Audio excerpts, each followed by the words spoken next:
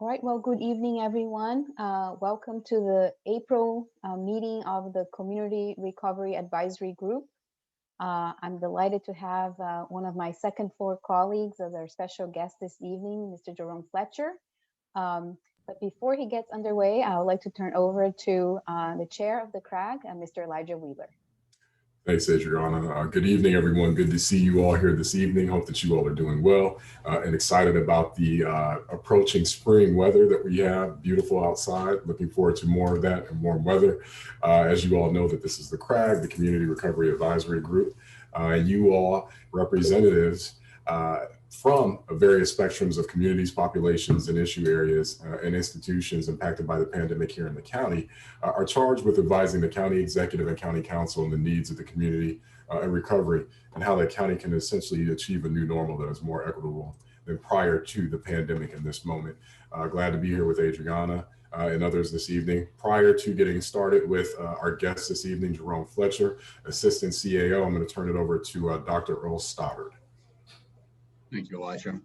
Welcome, everyone. Thank you for all for coming back. Obviously, we are closely monitoring the COVID conditions in the county. We've seen an uptick certainly over the weekend. Today's case count's a little bit more manageable at 72, which is good.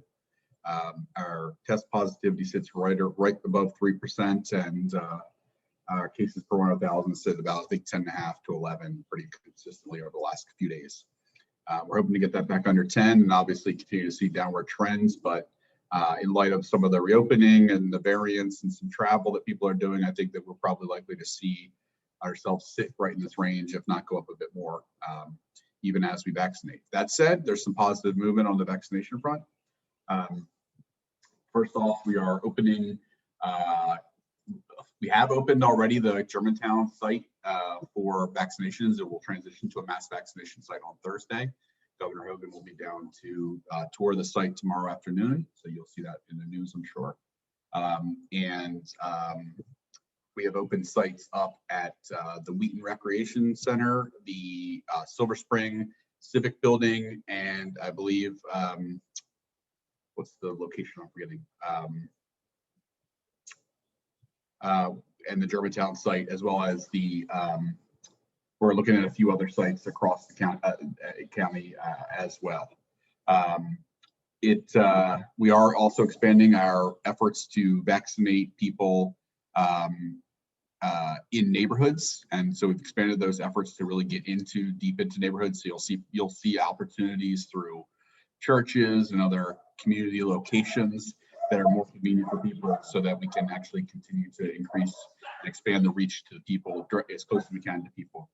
You'll similarly see expanding efforts from the state to do more in terms of primary care providers, as well as other sort of clinical opportunities, pharmacies and other things expanding out. The county is getting about 10,730 doses a week at this point, which is an increase from where we were at 4,500 about a month ago. So that's great.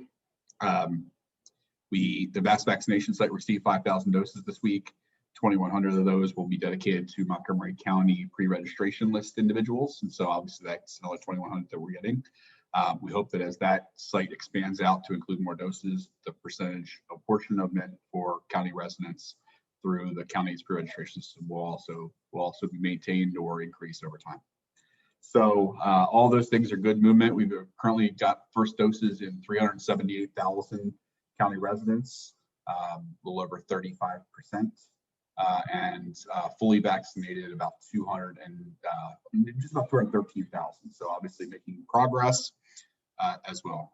We're working with the state on their equity plan. We'd like to see them do a little bit more work in that space as well. The county's had an equity strategy that we've been implementing for a couple months now. We're seeing progress in our hardest hit zip codes, but we still need to do more progress, and we need more sites and venues and vaccine providers to be following a similar equity strategy moving forward. So that's all I've got. Thanks everyone again for being here, and back over to you, Elijah. Thank you. Thanks, Dr. Stoddard. As we get started this evening, folks, just a little reminder, as our guest begins to talk, if you have any questions, please utilize the Q&A feature or the chat box feature at the bottom of the screen to enter any questions or statements that you have. Otherwise, you can wave your hand. I will be scanning the screen for those of you who do that during the course of our conversation. And now I want to introduce our guest again this evening, Jerome Fletcher, Assistant CAO. The theme for this evening's conversation is the county's economic recovery process from the pandemic. So Jerome, thanks for joining us this evening. Glad you could be here with us.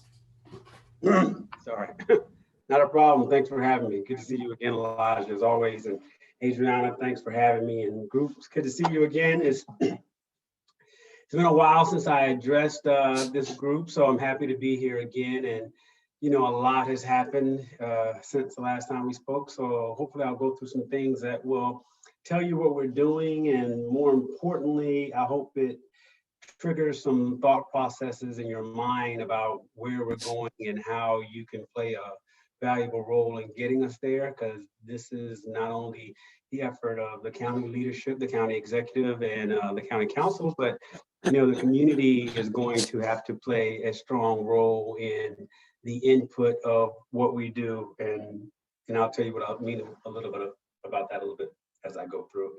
So first, let me talk about access to capital. That is and will remain the biggest thing for our business community, especially knowing all the revenue that was lost over the last year. We did do a great job of saving as many lives as possible, but the cost of that, some of the cost of that was at the expense of our business community, knowing that a lot of them closed their doors for quite some time. So the state has issued several grants that we are currently beginning to take advantage of. EDC, our partner, we thank them, and they have yet again been given another, I believe it's $3.8 million to distribute in restaurant grants. They've done a great job of getting those out the door as fast as possible, and they'll have a chance to do it again. And that is from the state, and we're happy to support that sector of our economy, knowing that indoor dining continues to be one of the higher areas of concern as the county has reopened its doors. Indoor dining is high, you know, because people are sitting there with, you know, masked off and eating, and that's just a part of the process. But the state and the county recognizes that we have to keep that segment of our population, a business community, excuse me, going. Also, what a lot of people may not know right now is EDC will also be administering nonprofit grants in the very near future. They were contacted by the Maryland Department of Housing and Community Development, as all the economic development organizations in the state were, and they're going to be giving out grants to specifically nonprofits, and that amount will be $3.9 million. So that's new and exciting. It's exciting because we had our first public health emergency grant program was geared towards small businesses and nonprofits, but since then, I do not believe, somebody could correct me if I'm wrong, because we've done a few of these, but I do not believe that the nonprofit community was targeted in a way as much as it is in this process. So I'm very happy for that, and EDC is looking forward to getting that money out to the hands of those who need it. The hotel industry, again from the state, will be getting another $1.7 million. It'll be very similar to the accommodation grant program that was just administered by Visit Montgomery with the help of the business advancement team with the county. So I believe the maximum each location can get is around $25,000, but knowing that we have a very limited supply in this area, we have gone back to the state, even with the first iteration of their program, and asked for the freedom to go back and award that. And I believe the answer we received from the state has been yes, because they don't want to get money back in their pocket when it could be going to help those in need in the community. There's also an online presence and telework presence grant that has been given us by the state. It's $86,000 with a maximum of $5,000 per grant, meaning that there's less than 20 awardees who could receive those grants. The money for that grant was based on our sales tax that was generated to the state from the county. So again, state giving back and giving us resources to help those who can build their online presence and take advantage of using the internet in order to get their products and services out there. no money, how matter big or small, is bad money. So we will take everything that we can get. We will administer it and get it appropriated with our friends at the council and make sure that we get it out as soon as possible. So one of the things that we've been talking about lately, big point of conversation, is how can we be more thoughtful in our recovery?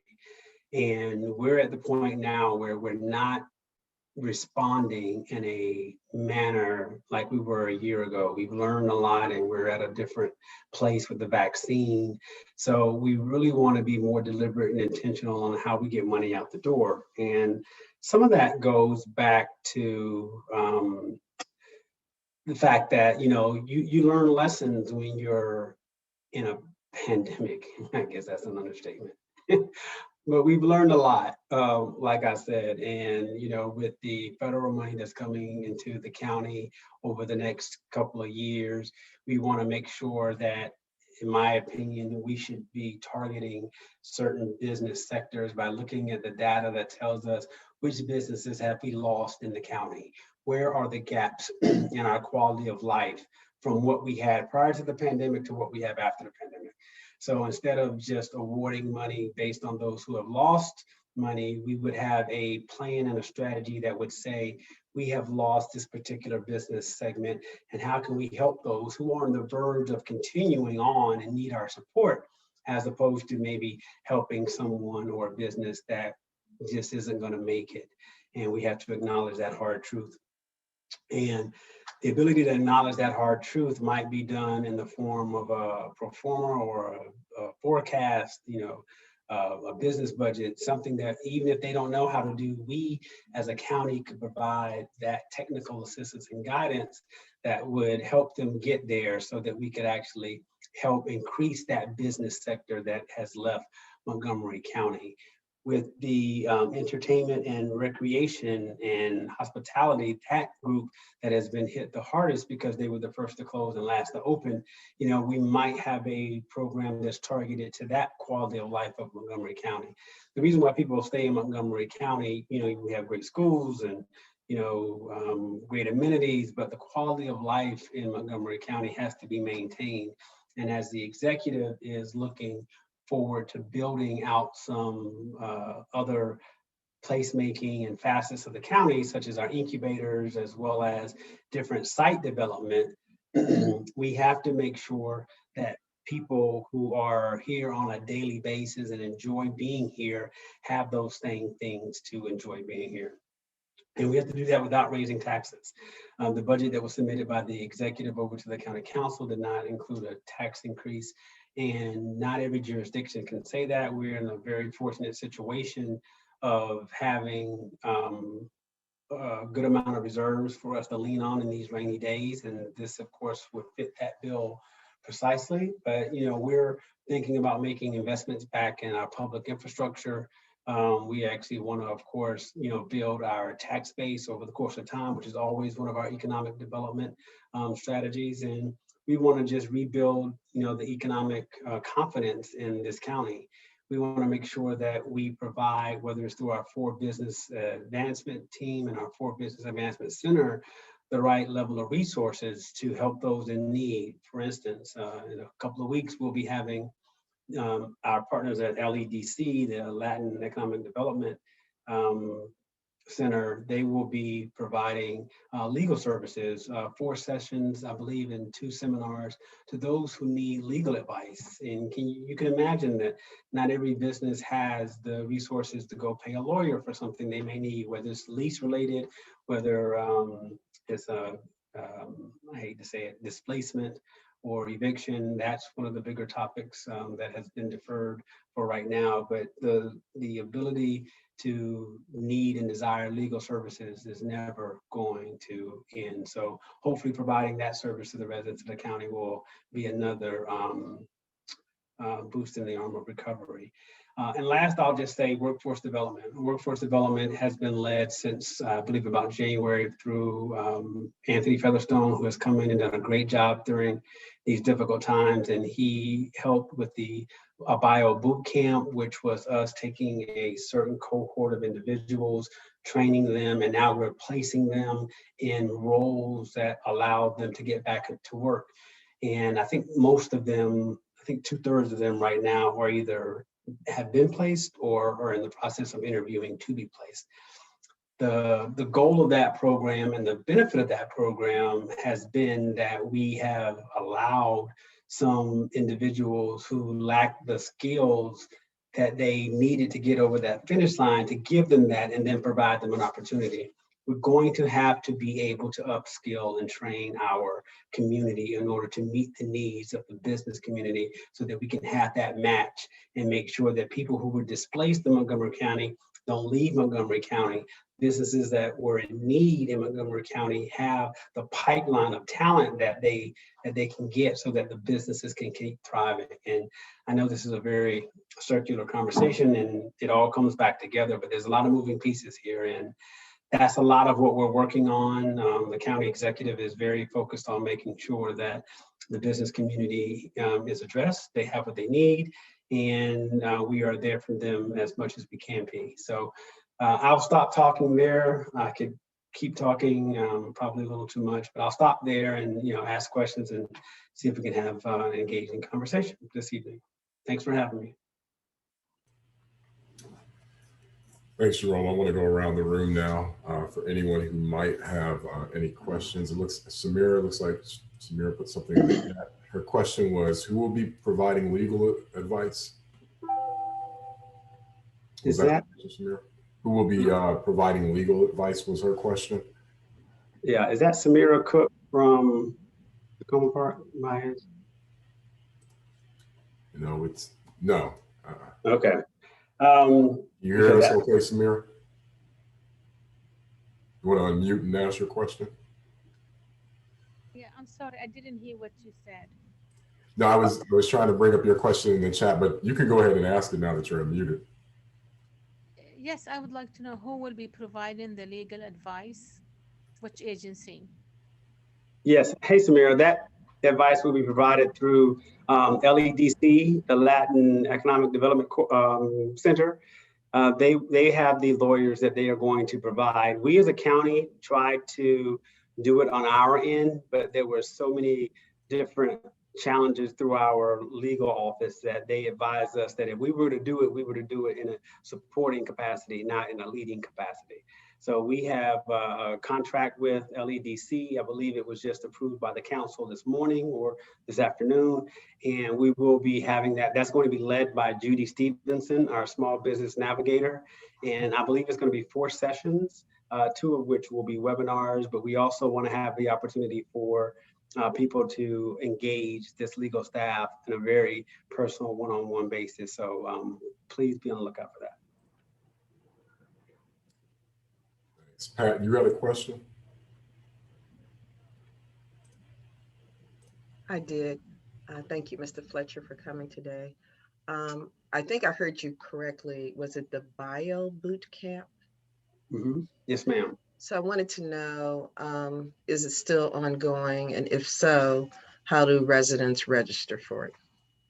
The first cohort has ended and they were waiting to see how many of the first cohort were going to finally be placed because they wanted the program to be a success. They didn't want to, originally we were going to do 1 cohort and 2nd cohort, and the first one they were waiting, and it ended maybe a month ago. So they were waiting to make sure that the program was a success by placing people in roles where they could actually grow and provide value to companies. But the second one should be up and running in a couple of weeks. If you're interested in the details of that, our workforce provider, WorkSource Montgomery, will be screening those applicants, and they can talk to you about how we can get people who are interested in those roles. What I will do is, since everyone may not know Anthony, I will put his email and contact information into the chat. And that way, he's very responsive. He will definitely reach back out to you and get you some answers for that. How about that? Thanks, Jerome. Appreciate that. John, you had a question? Yeah, thanks so much, Jerome. So you mentioned a grant for nonprofits. When or where can nonprofits get information to find out a little bit more about the eligibility or qualifications for that grant? So let me hit this. Okay, so there's Anthony's email, by the way, in the chat.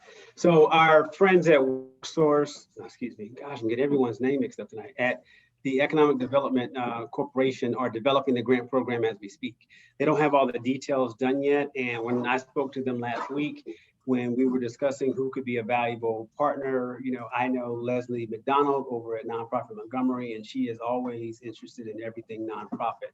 And we do have also some partners in Nonprofit Village. So he was going to reach out to those entities and see if we could get better information, because again, he is the CEO, Ben Wu, over at EDC. He's trying to make the best connection of these funding with those who need it. It just doesn't want to be something that's just thrown out there. He really wants to make sure that it's impactful in its distribution. So it should be done very soon. So thank you, Jerome. A quick follow-up to that, and I don't know, a group of nonprofits that aren't usually considered in the nonprofit world would be school parent-teacher associations, PTAs. Okay. And obviously those have been hit very hard this past year. And honestly, many PTAs have been stepping up to raise their own funds to do things like food recovery and other things like that. So whatever the qualifications are, I hope that PTAs would be considered to be eligible for some of this grant money. Okay, I will pass that along, John. I have a call into them, and I think I'll be talking to them tomorrow, and I will make sure they put that in their process. Well, at least their thought process. I can't guarantee where they will in and out, because there's a little bit ways out from that, but definitely will pass it on. Thanks, John. We had another question in the chat, Jerome. Essentially, in addition to outreach to groups such as this, like CRAG, how's the county engaging currently with stakeholders to look at opportunities to invest for long-term economic recovery? So in addition to the CRAG, for the long-term recovery, we're trying to do something we didn't do the first time, which was have the ability to leverage the data to tell us what has been impacted right now. We have a few data experts in the county, whether it's our county stat team, EDC has a team, as well as the planning department also has people who are very, very good at that process. What we want and what we should be doing is looking at the data to tell us where are the gaps of how we can get back on that path, so that people who need it, and people who not just need it now, but people who need help to get over the hump for the next 12 months. How do you help them out? And we are trying to be very thoughtful in that. And we have a lot of economic data for the region. We're trying to drill down on that data for the county specifically. And we believe that once we roll out the next program, we should be able to point to how these were data-driven decisions and not just response decisions based on the crisis we all had to endure. Yeah, I just wanted to say, which we met right before this, so I think it's really a good question. And what we've been talking about is trying to figure out exactly where our data sources are. And so if CRAG has any feedback on data sources to review, like we're basically appreciating that it's not likely there's going to be another federal stimulus package. And so we want to make sure that the federal stimulus that was just passed gets distributed in the best, most equitable and effective way possible. And obviously we want to focus on, particularly as it relates to the business sector, putting money into businesses that are going to make it. You don't want to put money into a business that's just going to use it to cover debts that they have, and they're going to go out of business either way, right? So you want to make sure that you're figuring out what's going to be beneficial to the community. Get money into a certain business that's going to survive because of it and thrive because of it. And so that's part of the analysis that we're hoping to be able to do with some of the data that Jerome's referring to, because I think it's going to be really important moving forward to be more intentional about our choices with our resources, as opposed to just trying to get a shotgun approach to getting dollars out as fast as possible.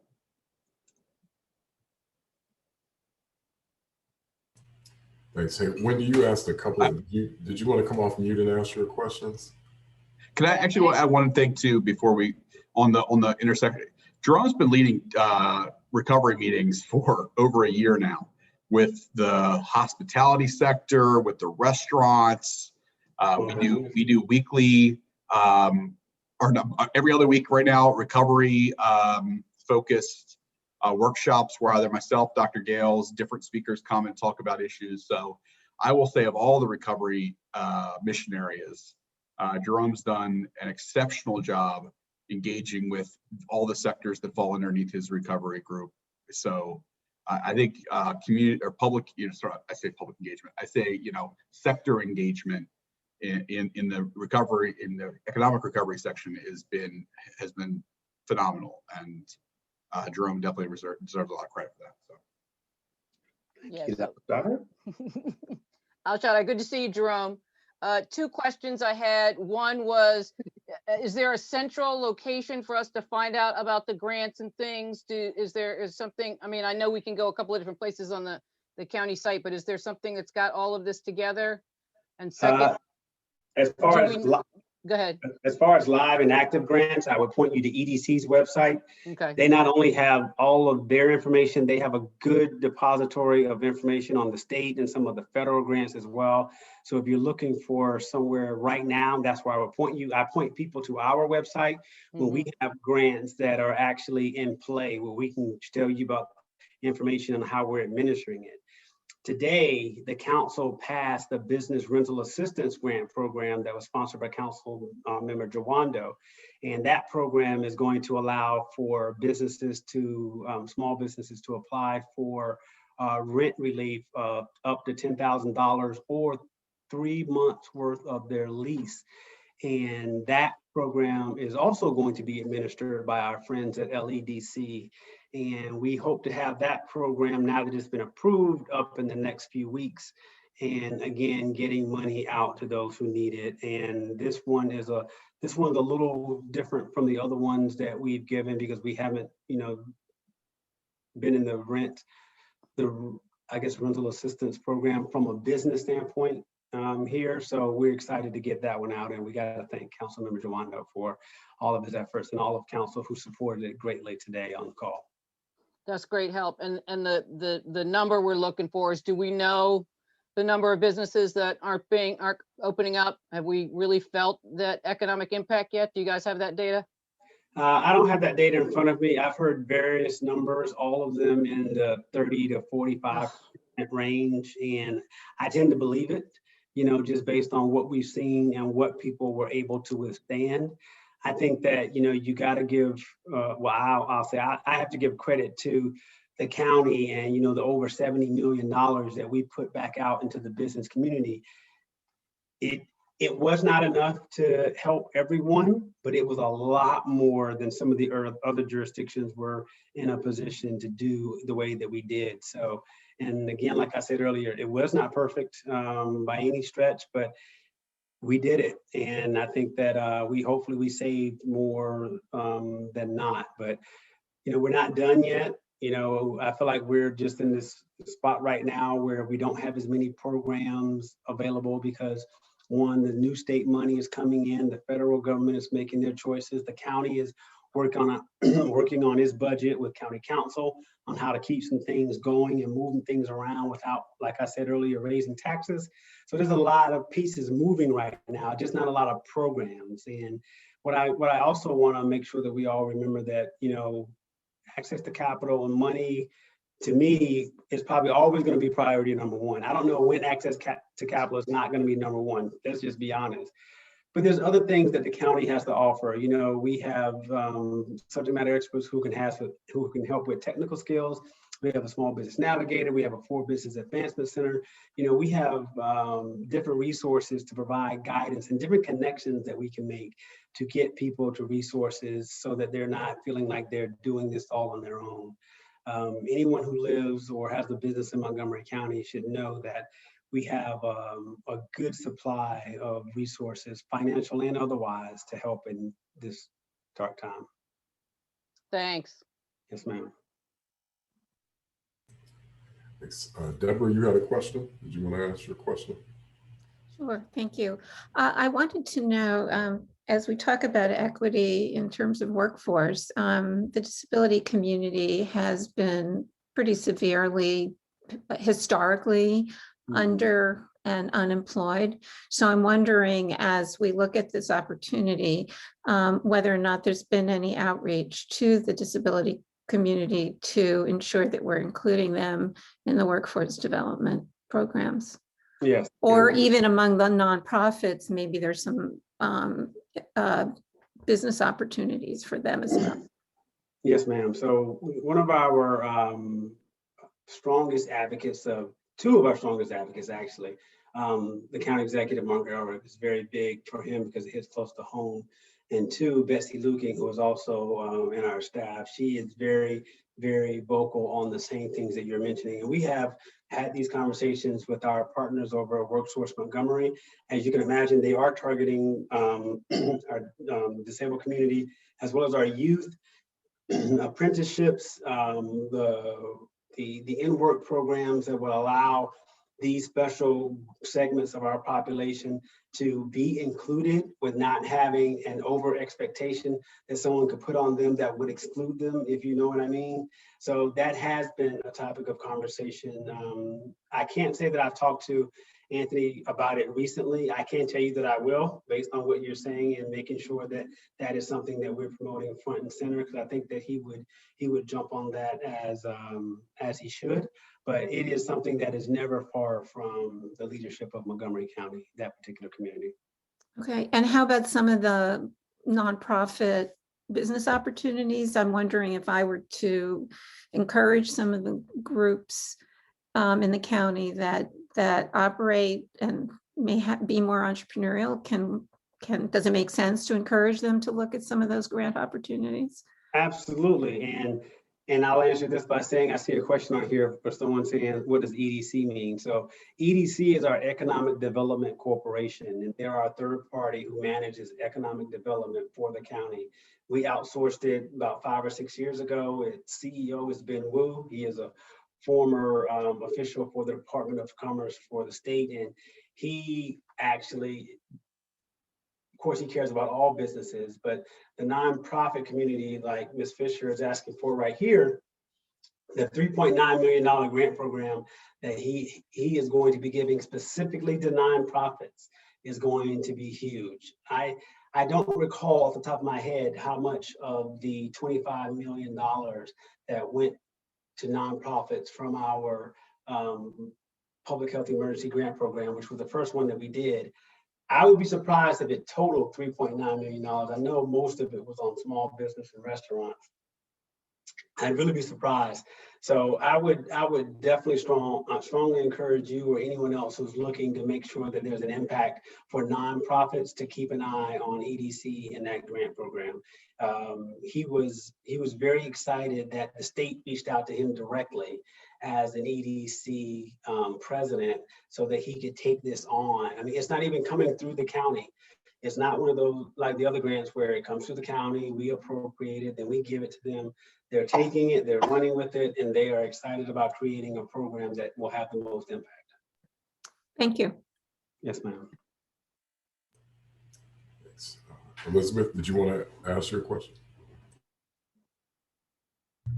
Yeah, I know one of the changes that some communities are facing is commercial real estate challenges because some organizations are choosing to go permanent with telework or to primarily telework. And I'm just wondering if we have any data or how we might gather data on what's happening with commercial real estate. And then kind of the second part of that is, if we do anticipate that we have more commercial real estate than realistically we can lease anytime soon, it might be worth a conversation about what other uses we might be able to make of that space. I was just about to say that same thing. And let me tell you, while I don't have data in front of me, what I can say is that our commercial real estate rate of vacancy is going to go up. And it is going to go up for the several reasons that you mentioned, whether it's lack of business there or whether it's those who are taking more advantage now of the remote working virtual environment.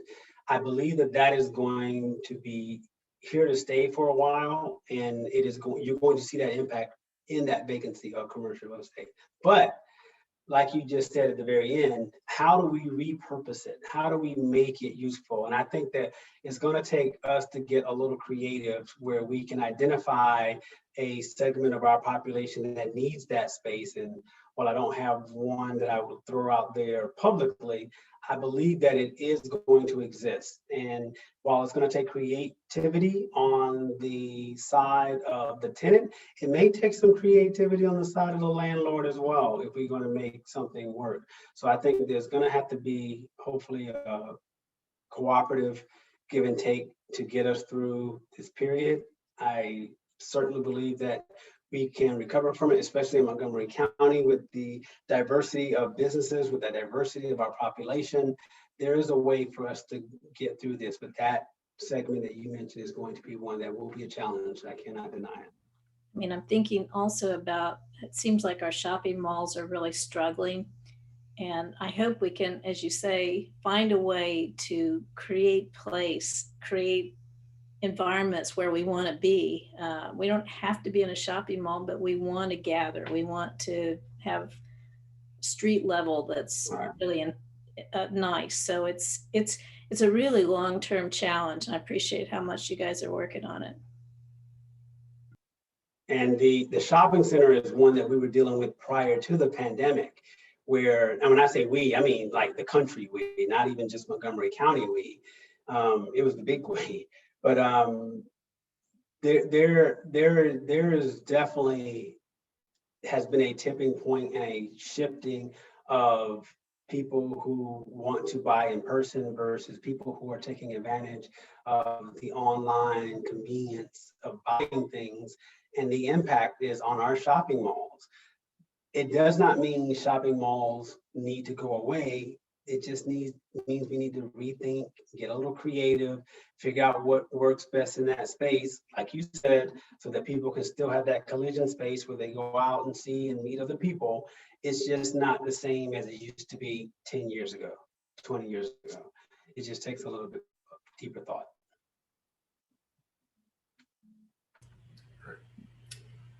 Pat, you had a question about 1099s?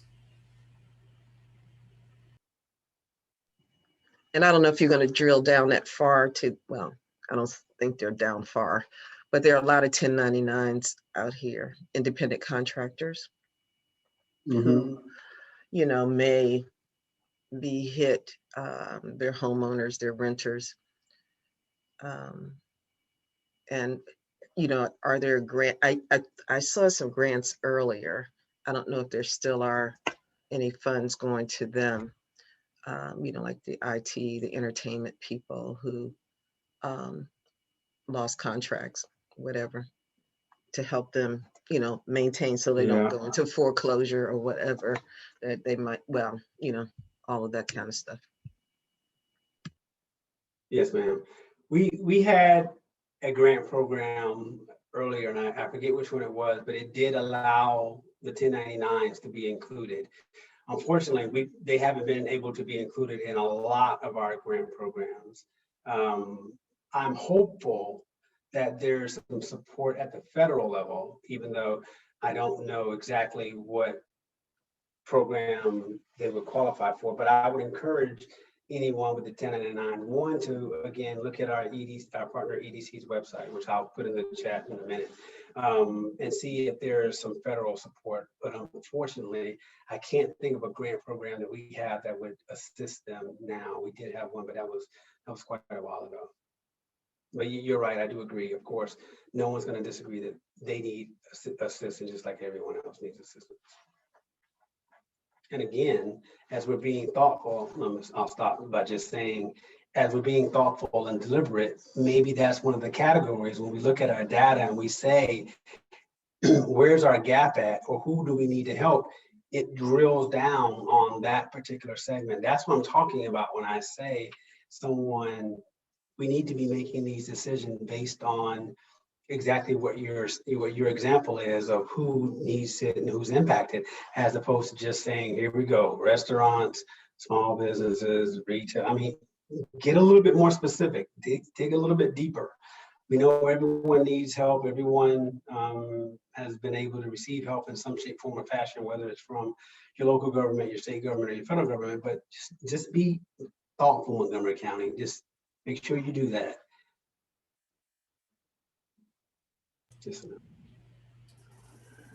Thanks. And I think as a follow-up to that, there was a question specifically around whether or not there's actual assistance in place for homeowners currently that you're aware of, Jerome? For homeowners? Mm-hmm.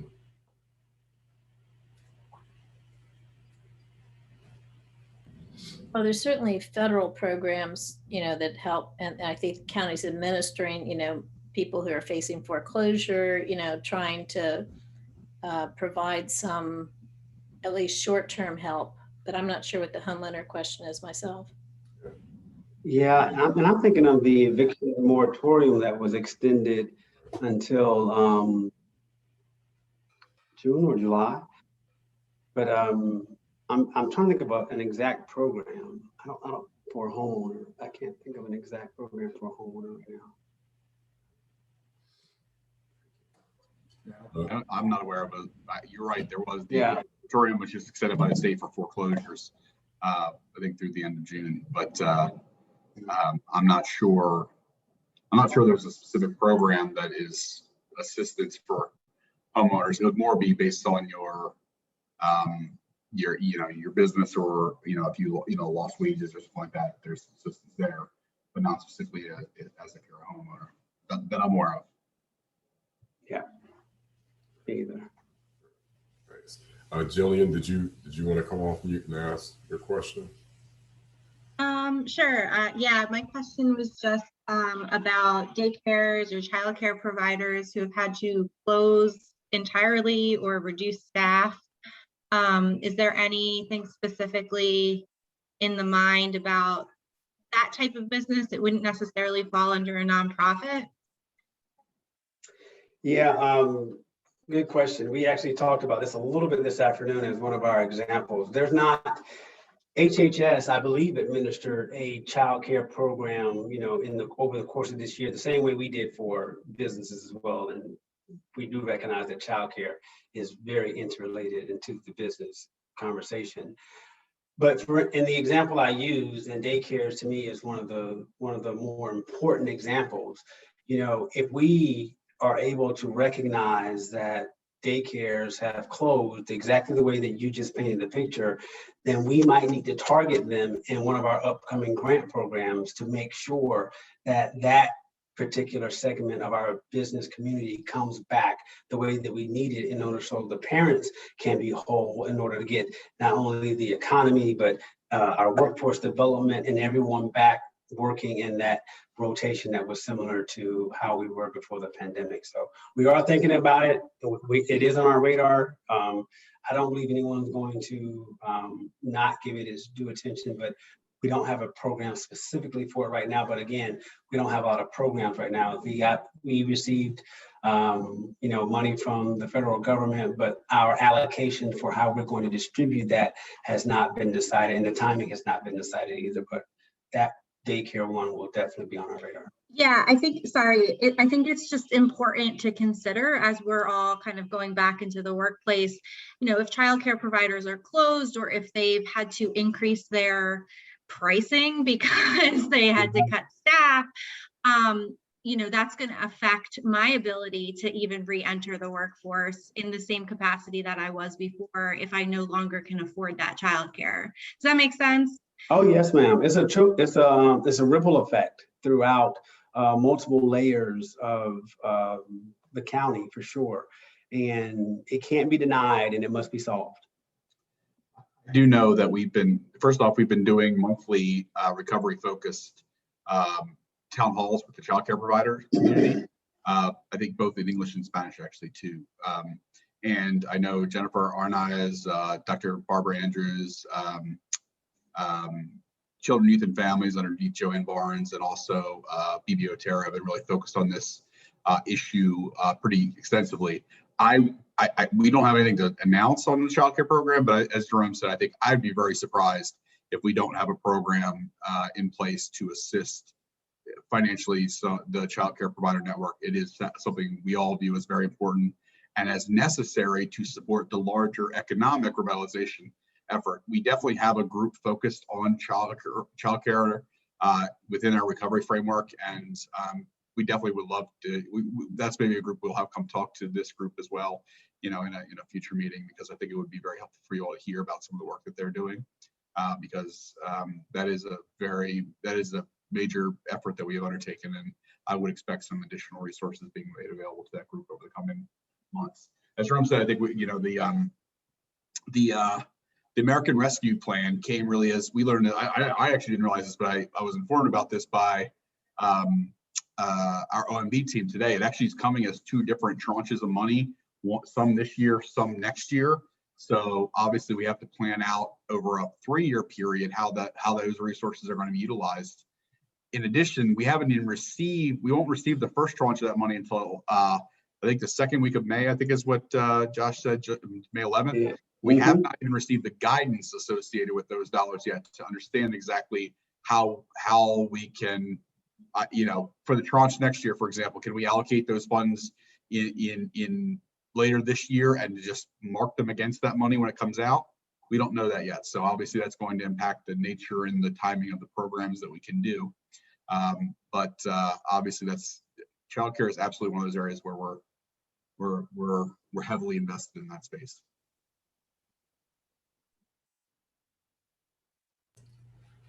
Great, thanks. Do we have any other questions from anyone?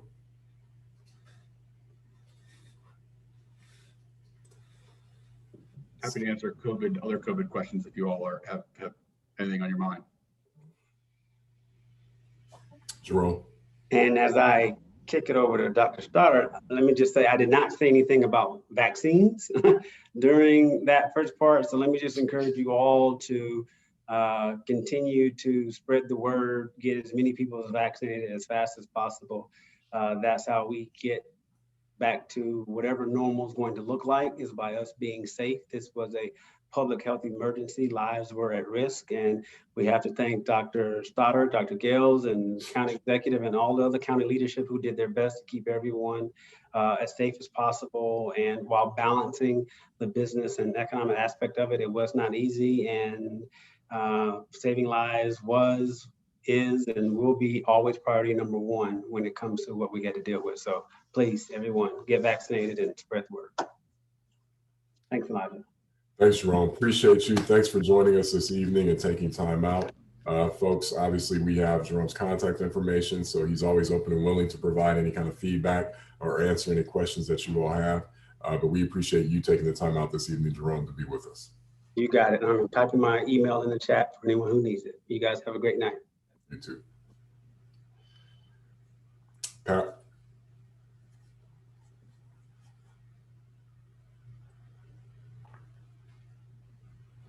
I want to ask Dr. Stoddard a question. Can we ask questions to Dr. Stoddard now? Oh, thank you. I was reading that ride-on buses are for our mass vaccination site would be provided, and they're going to run every 15 minutes. That's exciting. I was wondering, are they, and I think it said from Shady Grove, are they going to be at other metro stations like Glenmont, Silver Spring? Yeah, so I think a couple things. We'll take a look at it. I do know the Route 55. There are a couple standard bus lines. I think the 55 that runs that route as well. And so the shuttle is just a unique one that's done from Shady Grove Metro. But obviously, with the bus network staying free, there are connecting points in there from the Shady Grove Metro to, you know. So we'll look at additional shuttles. We just got it stood up this week, and so not planned to do it yet. But we're going to take a look at the people coming in, and you know, obviously we've made a commitment. The council and the executive made a commitment to offer additional free transportation options. So that's something we'll take as a, you know, we're also working on a program actually with Uber to do free Uber rides to the mass vaccination site as well. And so that's not something we're quite there yet with Uber, but that is something I think Bolivar County has gotten done. And so we're kind of modeling that after what they're doing there, and hopefully over the next few weeks we got to get that done too. Yeah, it'd be great to get the shuttle service to the other locations. Thank you for consideration. Sure.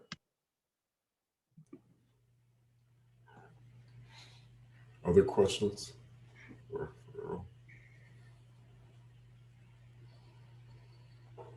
Laura? Sure. So I was thinking about the announcement that the 16-year-olds are going to be able to be vaccinated sooner than later. So I think in some communities, though, there are some worries about the safety of their kids getting vaccinated, and some communities are also more vulnerable to the pandemic and the variants they're starting to spread. So I just wanted to ask if there's any kind of education campaign to talk to parents about their kids. Sorry. Yeah, so sure. So on the issue of vaccine hesitancy, and actually this goes beyond the kids, but you're right. And I don't know if people have seen, Pfizer actually just completed their trial of 12 to 15-year-olds. So I would guess that we're going to see 12 and above being eligible by June or July. And so we've got work to do in this space to convince parents. I mean, parents themselves, there's some hesitancy. As one can imagine, there's more hesitancy when you're choosing a medical decision for your children as well. So we have not focused specifically on anything on children. That's something we will incorporate and increase as we, you know, obviously we've been really in a phase now of, there's a lot of people who want to be vaccinated, and we're trying to get through as many of those as we can. But the hesitancy, you know, I said to someone today, I think by the end of May, we will be really trying to find people to get vaccinated as opposed to vaccinating people who just want to be vaccinated. And we know that disproportionately in our Black and Brown communities, there is some measure of, I mean, we don't have the same challenges that the Eastern Shore does, where conservatives don't want to be vaccinated or have a higher hesitancy. And so we know that there's different communities where it's higher, and there's distrust there's distrust of government, there's distrust of the vaccine process, the speed at which it was brought to market. There are religious objections. And so we do have a group actually that's focused on vaccine hesitancy as a specific issue area. And so I'll bring the issue of, you know, particularly children as we get more into that, young adults, 16 and 17, certainly. This is what I heard in the community. It's particularly the female population, because there's horrible rumor going around that could affect your fertility. So I kind of wanted to share what I'm hearing from the ground up with you guys. That's very good information. Thank you. I just wanted to jump in. Sorry, I'd raised my hand, but that there are groups. They're called the CCC. They used to be focused on the census, and now they've sort of gone with the COVID, that are running through each of the regional centers. And so I'm on one with Silver Spring, where a lot of our focus is on pre-registration, but also information about the vaccine. We've been working, a lot of our work has been through faith communities, where we feel like faith communities are a great way to get information to the communities that are infected. But those those groups exist, and I think adding children is definitely worth it, but those groups do exist within the county structure. Yeah, they're, thanks, John, for alluding to that. I know it's been a partnership through Office of Community Partnerships has been really participating in that, and Sean Ellis, I know, has been big with those as well, Diane Vu. So definitely appreciate you participating, and thank you for acknowledging that. They're really focused on making sure people get pre-registered because, I mean, candidly, for example, with underlying health conditions, we're open to that group now. We've got about 35,000 people with 16 to 64 pre-registered with underlying health conditions. My math tells me we've got about 135 to 150,000 residents that meet that condition, meet those conditions. And so we know we've got, even if some of them are being vaccinated through other sources, of course that's happening. But I think we're missing a substantial pool of people who have underlying conditions and just haven't received the message that it's their time to pre-register and get vaccinated right now. So appreciate the efforts of the CCC, and certainly, we're gonna. I think opening up additional to children will be a good piece of that. Yeah, Earl, to your end, because I'm on the CCC for Wheaton Mid-County, is that though we are hearing some hesitancy, it's not hesitancy that's the major issue. It is literally the resources, where to go, how to get the information. So that's what we're focused on right now, is making sure that that's what it is. So to that end, if anybody knows of a place where flyers can be passed out, you think it's you can send me an email or reach out to your local regional services center, because that's who's sort of heading each of these committees. Thank you. Thanks. Elizabeth. So one of the questions that I've started thinking about, and I'm sure the county is too, and that is whether employers, and that would include the county, will start requiring certain aspects of our workforce to be vaccinated. And I don't know if the county has gotten to that question yet, but I'm curious if it's being discussed at the county level, and obviously individual businesses are doing their own thing, I assume. They are. We've been taking our cues from the federal government. The federal government's position on this has been that while it's still under an emergency use authorization, they're going to be more respectful of people choosing. And I think that's probably the county's position too. That's not the county's official position, but I think that's where we've leaned so far. I know, for example, Pfizer and Moderna are in a process of getting very close to putting in their full approval process. Like they're under an emergency use, meaning it's sort of an expedited process. People want to see that some of that longer term data before you make it required in certain settings. And I think that's probably the position you'll see the county take as well. That's not official, but I think that's where people are leaning. Obviously, I think that there has been no real conversation around pushing or forcing people to be vaccinated while there's still not broad availability. And so I think you'll hear a lot more conversations about that. And honestly, we've talked about the other side of that, which is that, we know that there are going to be businesses that are going to start asking and saying, if our staff are fully vaccinated or the people coming to our restaurant or event are fully vaccinated, can we have more people? And that will be the other side of the question of will we start to see requests for expanded activities based on pools of people? Let's say I'm going to have a 200-person wedding, for example. If I have everyone at the wedding vaccinated, can we do it, even though that's in excess of the county's limit of 50? And we know that there's going to be some real policy conversations around that too. And so I don't have an answer to that question yet. That was something we just talked about today. And so, yeah, I think you're going to see more of this conversation as we get through people being vaccinated. I expect it to be highly political because there's still this, pushback of individual rights and things like that comes from certain segments of the population. But I would expect this to become a much more hot button issue over the next 6 to 8 weeks. I'll just give you one example of the kind of problem that is starting to come to my attention. You have clergy, for instance, who go to nursing homes, and older clergy have gotten themselves vaccinated. Some of the younger ones have said they don't want to get vaccinated.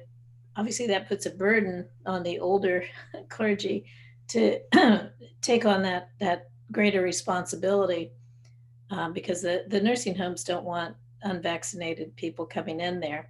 So it's just a complicated issue that I think we're all going to be grappling with. What about requirement from people to show their vaccination cards at restaurants to come in and sit down? Yeah, that's what I was alluding to, is sort of like they're often referred to as vaccine passports. Obviously, they're not just a passport to travel, but use different services. I know certain the state of Texas or Florida actually just signed an executive order prohibiting the practice. I can't imagine it being prohibited in the state of Maryland. So I would expect some people are going to begin to do this, but we have not discussed at the county level forcing businesses to do it. I think, you know, I don't want to even say that we might in the event that we have more vaccines available to people, because we literally just haven't had this conversation yet, at least in the detail that we would need to actually make a policy decision around it. But it's something I think we're going to be exploring more. And I expect businesses to explore it individually as well, because candidly, I think we, the county executive, Dr. Gales, would probably feel a bit different about capacity limits if we knew everyone involved was vaccinated. And it's hard not, I mean, I feel that way for a public health reason, not for, you know, to try to force people to be vaccinated. But if you have a bunch of people who are vaccinated together, feels like a substantially lower risk to me than a bunch of people who aren't vaccinated. So we're gonna be talking about this more. It makes some sense to me, but obviously from a policy perspective, the other side of it is enforceability, because as anyone who's been vaccinated knows, you get a little cardboard card that tells you you've been vaccinated. That might not be the easiest, or might not be the most difficult thing to forge either. So I'm pretty sure my 11-year-old with a printer could figure it out. And so I think that's the other side of it, is we got to figure out how sturdy that system is. There's also question about if you got a card early on and you put it in your wallet and you put it in your pocket and you put it in everywhere, it's beginning to get tattered now. And so the word out there is not to laminate it, but there are people, you know, there are stores out there now offering to laminate it, so you have a decent card that's holding up. Some people are saying take a picture of it. Yeah, I mean, I'll be totally honest with you. I think the idea of laminating is fine, because if we do have a booster in 6 months, little dirty secret, I got vaccinated, my first dose, me of all people, I forgot my card going back. And so they gave me a new card. And so I don't think these cards are going to be like this, guard it with your life kind of thing, because it's a piece of cardboard. So candidly, I think you'll be able to get another one if you laminate and need to get an update. So I think it would be okay to laminate, generally speaking. And honestly, I'd want to have it be sturdy for a period of time, because I just can't tell you that there aren't going to be businesses that might not require this for people to come in, or at least allow you to have more people in the space based on the number of people who are vaccinated. So I'd want to make sure my vaccine card is pretty safe, secure, and maintained over time. Dr. Stoddard, thinking about vaccines and then thinking about what Laura made the comment on children, and I honestly don't know how these decisions are made, but I know that currently to attend Montgomery County Public Schools, you have to have certain vaccinations. Is there any discussion or thought that the COVID vaccine would become one of those come August or at some point down the line? Well, I think first off, it would need to be, you need to have eligibility for younger people. I think right. That'd be once that happens, I do think that the school system will have that conversation, because I think, not to say that I think the state regulators would have a lot to say about this. I think the school system will have a lot. We talked to MCPS, I talked to Dr. McKnight and others, Dr. Wilson, Dr. Sullivan because of sports, and we talk to them all the time. This hasn't come up in one of our conversations yet, just because I don't think it, I mean, they're focused more on the immediate of like what they can do. But candidly, I'm seeing some universities do it because they're, you know, there's been announcements today about schools that will not let you return to campus unless you've been vaccinated. And so I think it's a possibility. I think it obviously depends how soon they expand eligibility to kids. I certainly I mean, with 12-year-olds, obviously that would be, you certainly cover all of high schools, and high schools tend to be a little bit more problematic spaces now than certainly elementary schools are. So possible. I certainly haven't had the conversation with them, and they typically ask us before they're ready to do something. So yeah, I mean, I can't say it's going to happen, but I think it's possible. Thanks. Julian, you had some questions? What was my question? Oh, sorry. Yeah, just thinking through, as we're, I mean, this is like much farther down the line, but booster shots and how that's going to get rolled out, is similar or based on just when you got yours, and just is that something that's like on the radar? Yeah, we don't know yet. My guess is booster shots are going to be done through a more traditional flu-like vaccine campaign on an annual basis. I think we're still trying to grasp exactly what a booster program needs to be for COVID-19. I think obviously we'll focus a lot on the variants that are out there and increasing protection against broader numbers of viruses, broader types of virus particles. But candidly, I think they're still trying to figure out how long immunity lasts for COVID-19 and how, you know, so I think that, you know, that's part of actually the more formal vaccination program approval process that I talked about before. It's currently under an EUA. The more formal process asks a lot more questions about, you know, long-term and long-term immunity, as well as needs for boosting. And so I would expect that to be I think that's a conversation we're engaged a lot more in like August, September timeframe than we just don't know enough right now, I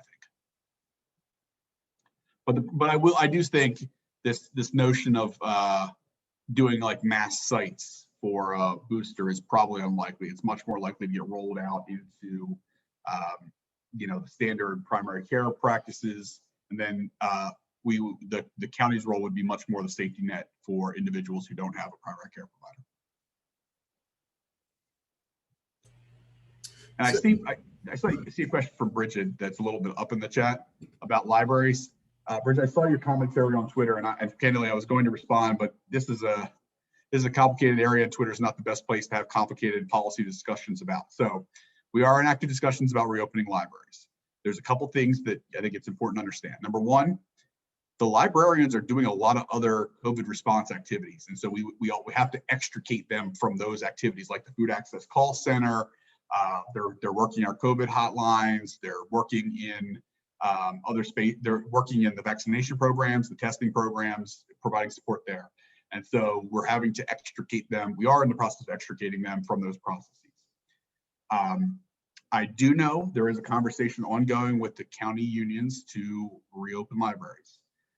I expect, candidly, that county employees are going to be vaccinated over the next 2 to 3 weeks, which obviously substantially changes that conversation.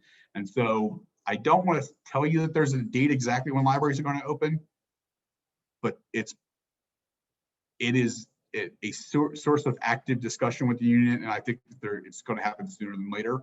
But obviously, we had to extricate the people from the other activities that they're doing, but also we had to we want to get them vaccinated too. So stay tuned. It's close. We'd like to get the libraries open too. We're already working on rec programming and summer camps and other things like that. So all of those things are likely to happen over the next short period of time, but we obviously didn't want to stop doing testing or vaccination while we were opening our library. So it's sort of a little bit of juggling that we have to do. Thank you so much for your response. One suggestion, I didn't realize that librarians and library employees had been detailed to COVID response roles. And I think that's a fabulous story. And I think that, you know, other positions like that, rec department employees, anyone else who's been detailed to be, you know, front lines or part of the, you know, doing the food access or the call centers, make sure you tell that story, because I think that really says a lot about the county's priorities, and it also says a lot about our county staff. Okay, I think it's good. Earl, are you positive that Twitter is not a great place to have conflict policy? Yeah. I was. It's funny. I opened up my Twitter to respond to Bridget because you know, because I do, and Bridget knows I do respond on some issues that are a little like easier to say like, yes, we're working on that, but like it's one of those things where if I have to do like 4 tweets and then I'm concerned about one of those tweets being taken out of context and it looked like there's something, I think policy debates on Twitter just are a rabbit hole I don't love to go down.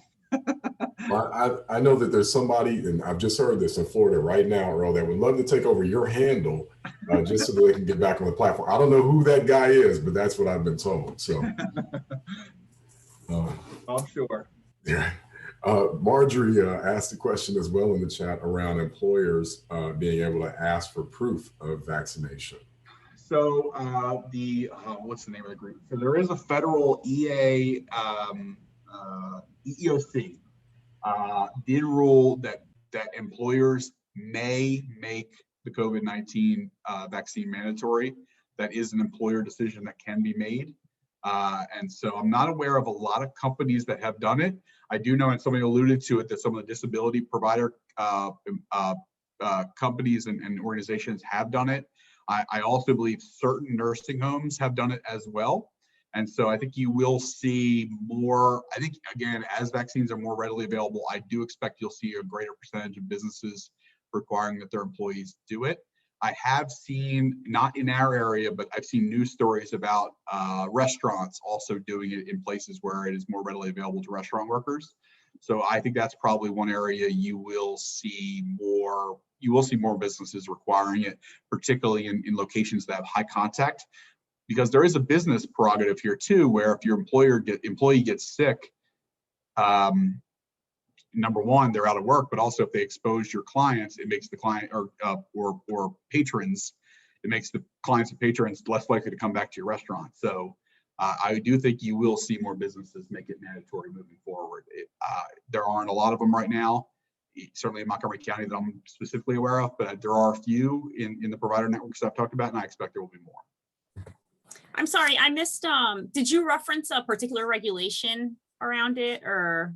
There was an EEOC ruling, which it's the EEOC. Yeah, it's sort of the they did make a ruling earlier on. I can probably find that for you. There was some documentation they put out. They do have to make reasonable accommodations around if you have a medical. I don't remember if there was a religious objection to EEOC allowed. I don't think there was. I think they ruled that you could. There we go. That the National Review link. There's an article from Elijah. If it's mine, give me it back.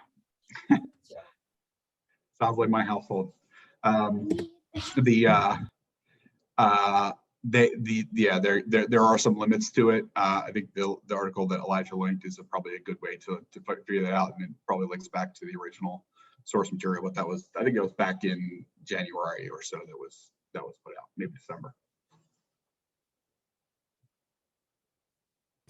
Great, thanks, Earl. Do we have any other questions from anyone? Jean? I did. The Hogan had announced that senior centers could open. What do you see for Montgomery County? I'm thinking not the end of the month. Yeah, well, we're actually dealing with the same issue here as we are with the libraries, which is that the rec center employees are providing a lot of staffing for some of those spaces, and also they're focused on trying to get other camps and other things back in order. I do think there is a lot of appetite to get senior centers open to provide certain services to seniors. I don't know that they're going to be fully open immediately. And so having talked to Robin Riley, I do think this is an area where we're going to see more. candidly, the state hasn't talked to us a ton about what the provisions are going to be when they do reopen. And so we're kind of sort of waiting to see where that conversation goes. I mean, last I talked to Robin on Friday, we hadn't heard anything from the state on this issue, but I think we'd like to do it, and I think we will do it when the state allows us to. I just don't know that it may be certain senior centers, certain days, and then maybe it rotates or something along those lines. But I think it'll be, I do think we'll move forward with senior centers reopening pretty soon, yes. Oh, thank you. Yeah. Great. Do we have any other questions? Going once, going twice. No. Well, certainly we want to thank you all for joining us again this evening. Obviously, once again, we want to thank Dr. Stoddard for his tireless work and dedication to ensuring our safety and health, along with Dr. Gales. One thing that we do know for all of us who are cinephiles here is that every disaster movie starts with the government ignoring a scientist, right? That's the same occurring theme in every major disaster movie that we watch. So we are very grateful here that our government and elected officials have decided to listen to those who are putting public health first and foremost during the course of this pandemic. I'm hopeful, fingers crossed, that we continue to head toward this very safe trajectory here where everyone is getting vaccinated and we get to a place in which we're allowed to join together again in person. I miss kickball with folks and all kinds of things, right? So I know I'm not the only person. But Dr. Stoddard, thank you again for your tireless work and dedication to ensuring our health and safety. We really appreciate it. Before we close here, I want to throw it over to Adriana for announcements about our next meeting. Yeah, sure. Thank you. So our May meeting is scheduled for the evening of Tuesday, May 18th. The agenda that evening will focus on education and the recovery. We have tentative confirmation from Dr. Pollard, who leads Montgomery College. And we also have some invitations out to some representatives from MCPS to participate in that meeting. And as usual, I'll send out a save the date via email.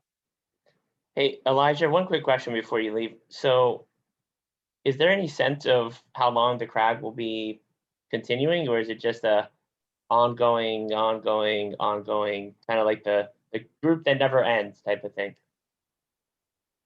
Elijah actually asked about this last week on all your behalf. So we're going to sit down on Thursday and have a conversation about the future of the CRAG. I know we only asked for you all to be committed to we were asked like 2 commitments ago, right? My guess is what we're probably going to do is, and this is we're going to talk about this. My guess is we're probably going to stop meeting on a monthly basis, but maybe what we'll do is keep you all on the hook to come back periodically when we have really important things we want to talk to you all about. And I think, rather than have a monthly meeting, but I do think we've gotten such good feedback from you all. I'd like to be able to, based on voluntary participation, maybe reach out, quarterly, every 6 months moving forward, where we need some feedback on something that's about to happen. I think you all are a good sounding board for that. So I think that's likely what the outcome will be. But certainly, if you all have feedback, certainly you can send it to Adriana, me, or whomever, and we're happy to take it into the calculus of what we do. Cool, thanks.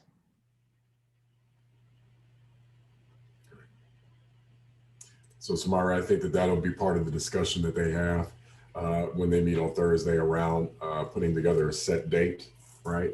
And figuring out what that's going to look like as in terms of timeline as we move forward past May. So I'm sure we'll figure something out.